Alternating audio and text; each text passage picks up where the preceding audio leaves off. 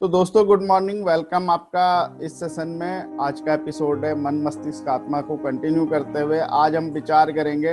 अब हम सॉल्यूशंस पे काम करेंगे। ये धारणाएं, जो हमारी धारणाएं बनाई जाती हैं, कई धारणाएं कुछ अच्छी भी होती हैं, लेकिन अधिकतर धारणाएं कि हम कोई बीमार हो गया, शुगर ठीक नहीं हो सकता, ये ऐसा नहीं हो सकता, वैसा नहीं, ये धारणाएं बनती है। और इस धारणा को पे अगर हम विश्वास कर लेते हैं तो हम बहुत अपना नुकसान करते हैं। हम बहुत आगे नहीं, क्योंकि हम सीमाओं में बन जाते हैं। अब धारणाओं से होता क्या है कि हम एक लिमिटेशंस में आ जाते हैं, यानी हमारी सोच का दायरा फिक्स हो जाता है कि हम ये काम नहीं कर सकते, हम ऐसा नहीं कर सकते, ये नहीं हो सकता, ये संभव नहीं है, लोगों ने करके देखा, कोई ये काम नहीं कर पाया, इस काम में लोग सफल नहीं होते। तो ये हमारा एक सीमा में बंध जाता है। हम ये नहीं सोचते कि हम इस काम को कैसे कर सकते हैं। हमारे दिमाग में ये चलने लगता है कि अगर कोई दूसरा फेल हुआ, या कोई दूसरी धारणाएं बनी, या कोई और इस काम को नहीं कर पाए, तो हम भी नहीं कर पाएंगे। और हम कभी, क्योंकि मास असफल लोग ज्यादा हैं दुनिया में, सफल लोग कम है। हम सफल लोगों के तरीके से सोचने को तैयार ही नहीं है। और ये धारणाएं हमारी, और धारणाएं ऐसा है कि ऐसा ही नहीं कि हम जो बोल रहे, देख रहे, सुन रहे, हमारे अवचेतन मन में भी घर करती जाती है। माँ बाप बोलते, बेटा पढ़ ले, बड़ा आदमी बनेगा, पर वो इस दबाव के साथ बोलते, हमें लगता है बड़ा आदमी बनना बहुत कठिन है। वो साधारण भाषा में हमें नहीं समझाते कि बच्चे अगर पढ़ोगे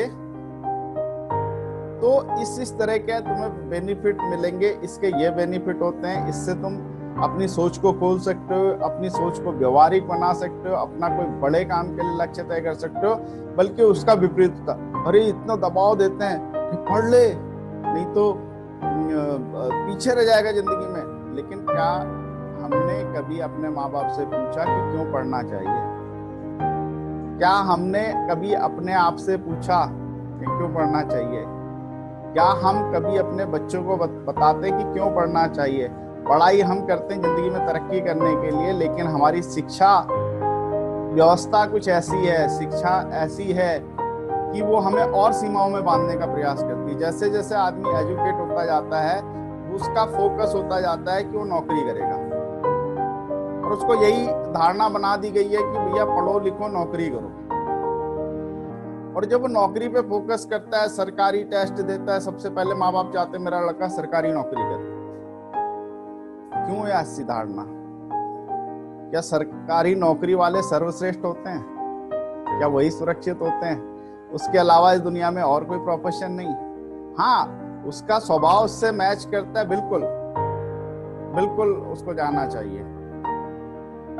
उसका स्वभाव जिस चीज में मैच करे उस पर जाना चाहिए। पर हमारी ये धारणा कि सरकारी नौकरी करके कोई सुरक्षित रहेगा, गलत है। शिक्षा व्यवस्था भी ऐसी है, ये हमें सिखाती है भैया तुम्हें ये करना है और ये नहीं करना है। अरे लिमिटेशंस क्यों? माँ बाप बच्चों को सिखा रहे हैं, लिमिटेशंस क्यों? उनको बोलो पढ़ो, फुल चीजों को जानने के लिए पढ़ो, समझने के लिए पढ़ो, अपना दिमाग तेज करो, ताकि तुम अपने जीवन में अच्छा चुनाव कर सको। आपके पास चुनाव करने के लिए समझ ज्यादा हो। जब भी आप किसी चीज को चुनाव करो तो इस पे करो कि आप क्या बेहतर कर सकते हैं, क्या बेहतर नहीं कर सकते। नहीं तो खैर ऐसा कुछ चीज नहीं है जो वो नहीं कर सकता, बट वो क्या बेहतर कर सकता है वो चुनाव कर सकता है। और जिंदगी में हर समय ऐसे मोड़ आएंगे कि जब व्यक्ति को ये डिसाइड करना होता है कि उसे क्या करना है और क्या नहीं करना, उसके लिए क्या बेहतर है उसके लिए। और यही डिसीजन लेने में हम लोग बहुत फेल हो जाते हैं। हम डरते हैं। हमारा डर, हमारी धारणाओं जो हमारे सबकॉन्शियस माइंड में बैठी है, वो हमें एक बढ़िया डिसीजन लेने से रोकती है। वही रूटीन वाला घिसा पिटा डिसीजन लेते हैं, पढ़ो लिखो नौकरी करो। और जब हम कोई बड़ा स्टेप उठाने की कोशिश करते हैं, उसमें करते भी हैं, तो चैलेंज आते हैं, तो हमें लगता है यार कि माँ बाप ने सही कहा था, समाज सही कह रहा था कि मुझे ये काम नहीं करना चाहिए था। क्या शिक्षा व्यवस्था में जो बताया जाता है ठीक है, ये बताया जाना ठीक है कि पीछे जो हुआ था वो ये है, और बच्चों आगे देखो, तुम्हें वो इससे बेहतर तुम क्या कर सकते हो ये तुम सोचो। कुछ अच्छा हुआ तो उसमें और अच्छा कैसे कर सकते हो, कुछ बुरा हुआ तो उसे कम कैसे कर सकते हो, ये हमारे ऊपर नहीं छोड़ा जाए, हमारी सीमाओं में बांधा जाता है कि ऐसा हुआ था, ये हुआ था, तुम ऐसा कर सकते हो, तुम ऐसा नहीं कर सकते। क्यों, वाई, क्यों ऐसा हम सिखाते हैं, और हम भी अपने बच्चों को ऐसे ही सिखाते हैं। तो अगर इस डिजिटल स्क्रीन पे जितने भी लोग मुझे सुन रहे हैं, अगर हम भी यही अपने बच्चों के साथ कर रहे हैं, तो आज से इसी समय से उनकी धारणाएं बनाना बंद करिए, उनकी सोच को और खोल के देखिए कि बच्चे तुम क्या सोच सकते हो, क्या कर सकते हो इससे आगे बढ़ के। तुम्हें इस धारणा में बंद के नहीं रहना है, इस समाज की अवधारणा में बंद के नहीं रहना है, तुम इससे बेहतर सोचना है, क्या कर सकते हो तुम हमें बताओ। तो हमेशा शिक्षा में हालांकि अब इम्प्रूवमेंट हो रहा है, बहुत सारे इंस्टीट्यूट बड़े इस तरह के कार्यक्रम करने लगे हैं कि वो लोग भी इस चीज को मानने लगे हैं और कुछ इस पे काम करते हैं कि उनके इंस्टीट्यूट के बच्चे, कुछ प्रोफेशनल इंस्टीट्यूट इस तरह के कार्यक्रम चलाते हैं कि उनके बच्चे अच्छे प्लेटफॉर्म पे जाके परफॉर्म करें। तो धारणाएं हमें एक सीमा में बांधती है, ये बात अगर आपको क्लियर हो चुकी है, तो अब हम चलते हैं कि इन धारणाओं को हम किस तरह से अपने फेवर में ला सकते हैं, यानी अपने लिए इसको बदल सकते हैं। सबसे पहले तो कोई नेगेटिव धारणा को आप विश्वास ही मत करिए। कोई कहता है ऐसे नहीं होगा, आपको लगता है ये होना चाहिए और ये अच्छा है, बिल्कुल करके देखिए, क्योंकि धारणाएं। अब मैं आपको बताता हूं धारणा तोड़ने के लिए शुरुआत कैसे हो सकती है। अब हमारा माइंड है, हमारा मन है, वो एक उपजाऊ धरती है, ये मान के चलिए वो एक उपजाऊ धरती है। और जैसे उपजाऊ धरती पे बीज डलता है तो उगता ही है, और मन में भी जो बीज पड़ते हैं वो उगते हैं और वृक्ष बनते हैं। प्रकृति ने हमें स्वभावतः ये सब चीजें दी हैं कि जो बीज धरती पे पड़ेगा वो उगेगा, लेकिन प्रकृति ने एक चीज और दी है। आप सोचिए कितनी बड़ी चीज हम महसूस अगर इसे करें कि अगर हम करेला बोएंगे तो करेला उगेगा, गुलाब बोएंगे तो गुलाब उगेगा, कांटे बोएंगे, बबूल बोएंगे तो कांटे वाला पेड़ होगा।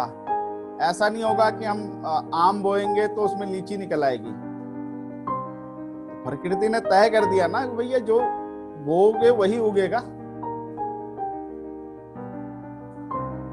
और जिस चीज का भी बीज पड़ेगा धरती पे वही चीज उगेगी। ये प्रकृति का, भगवान का वरदान है, प्रकृति ब्रह्मांड का वरदान है। अब हमारा मन भी उपजाऊ धरती है, अब इसमें हम जो भी बोएंगे वो उगेगा और वो वृक्ष बनेगा। और एक चीज सोच के देखिए, अगर हम कुछ नहीं बोते हैं, हम कुछ नहीं बोएंगे तो क्या उगेगा? अगर हम कुछ नहीं बोएंगे तो क्या उगेगा? झाड़ी वाले पेड़ उगेंगे, झाड़ी जंगाड़ी जो हमारे काम के नहीं है, मतलब कुछ इसी तरह से कुछ भी उग जाएगा। जो आसपास का माहौल, वातावरण के हिसाब से जिस तरह के झाड़ियां जूड़ियां ये सब होते हैं वो उगेगा। और आप जानते हैं कि हमारे आसपास का वातावरण नेगेटिविटी का है, तो अगर हमारे मन में बीज पड़ रहा है नेगेटिविटी का, अगर हम कुछ अच्छा नहीं सोच रहे हैं, कुछ अच्छा नहीं उगा रहे हैं, तो क्या जा रहा है, क्या उग रहा है? अपना आप अगर उग रहा है तो नेगेटिविटी उग रही है। वही बीज पड़ रहे हैं रोज सुबह से शाम तक। कभी हम लोग सोचते हैं कि ये अगर जो झाड़ियां जो नेगेटिव के बीज पड़ रहे हैं उनको साफ करें, नहीं झाड़ें, हमें पता नहीं होता। सच बोले तो हमें किसी ने बताया ही नहीं, कभी हमने इस तरीके से सोचा ही नहीं कि ऐसा भी होता है। और बहुत सारे लोगों ने सोचा तो उन्होंने हम लोगों की भलाई के लिए उनको पुस्तकों के रूप में, अपने सेमिनार्स के रूप में, अपने बातचीत के रूप में हमारे साथ शेयर किया, और वही हम आपके साथ शेयर कर रहे हैं समझते हुए इन सब चीजों को। और जब स्वयं चीजें उगती हैं तो अगर फूलों की घाटी वाली धरती है जहां प्रकृति ने उसी तरह के प्राकृतिक बीज डाले फूल उगाने के लिए, उस तरह का माहौल वातावरण हुआ तो फूल उग रहे हैं, अपने आप भी उग रहे हैं तो फूल उग रहे हैं। तो इससे ये स्पष्ट होता है कि जहाँ पे जिन लोगों के समाज का, परिवार का, चीजों का माहौल अच्छा होता है वो नेचुरल है, तो वहां पे अगर अपने आप फूल उगाने वाला माहौल कहीं पे है तो वो सर्वश्रेष्ठ है। जहां हमें मेहनत नहीं करनी पड़ रही, अलग से बीज रोपने नहीं पड़ रहे, है ना, वहां पे तो अपना फूल उग रहे, प्रकृति ने दे दिया, भगवान ने दे दिया। कोई ऐसा समाज कई बार आप देखते होंगे जिसके समाज के लोग ज्यादातर अच्छे कहे जाते हैं। ऐसे कुछ धर्म हो सकते हैं जिनके लोग नेचुरली अच्छे, क्योंकि उनको वही बोया जा रहा है उनको। कुछ मतलब स्पेशली कोई देश समूह, कुछ ऐसे लोग होते हैं, ये धारणा बनती है यहाँ के लोग अच्छे हैं, क्यों, उन्हें नेचुरली वैसे ही वो नेचुरली ग्रो करते हैं, नेचुरली उनकी सोच अच्छी होती है, नेचुरली ऑनेस्ट होते हैं, नेचुरली प्रोग्रेसिव होते हैं, उनको जबरदस्ती डालने की। लेकिन हम जिस समाज में रह रहे हैं यहाँ पे नेचुरली अगर कुछ चीज ग्रो करती है तो नेगेटिविटी ग्रो करती है, और जब नेगेटिविटी ग्रो करती है तो फिर क्या भाई, किसी जमीन पे अगर नेगेटिविटी या कांटों वाले पेड़ उग रहे हैं, नेगेटिविटी का मतलब हम ले लेते हैं कांटों वाले या बेकार के झाड़ जंकाड़, तो अगर नेचुरली वो झाड़ जंकाड़ हमारे उग रहे हैं नेचुरली, तो हमें क्या करना होगा? अगर हमें वो जमीन शुद्ध करनी है, वो जमीन अच्छी करनी है, तो हमें उस झाड़ी को साफ करते रहना पड़ेगा, और एक अच्छे बीज अपने उस धरती पे डालने पड़ेंगे जो फल के हों, फूल के हों, भले ही उन्हें टाइम लगेगा ग्रो होने में। जिस जिस जगह पे वो बीज ग्रो होते जाएंगे वहां से झाड़ियां प्राकृतिक रूप से हटती जाएंगी। बट दोस्तों, क्या ये एक दिन का प्रोसेस है? क्या ये एक दिन में हो पाएगा? आप मुझे चैट बॉक्स में जवाब दे सकते हैं कि ये कितने दिन तक करना पड़ेगा, कब तक करना पड़ेगा? ये झाड़ियां तो फिर भी उगती रहेंगी, खेत में हम अच्छे बीज डालते हैं उसके बावजूद झाड़ियां उगती हैं, लेकिन ये एक दिन का, 2 दिन का प्रोसेस है ही नहीं, झाड़ियां तो फिर भी उगेंगी। आपने जगह सबसे पहले तो झाड़ियों को काटने का आपको समझ में आना चाहिए कि ये झाड़ियां हैं।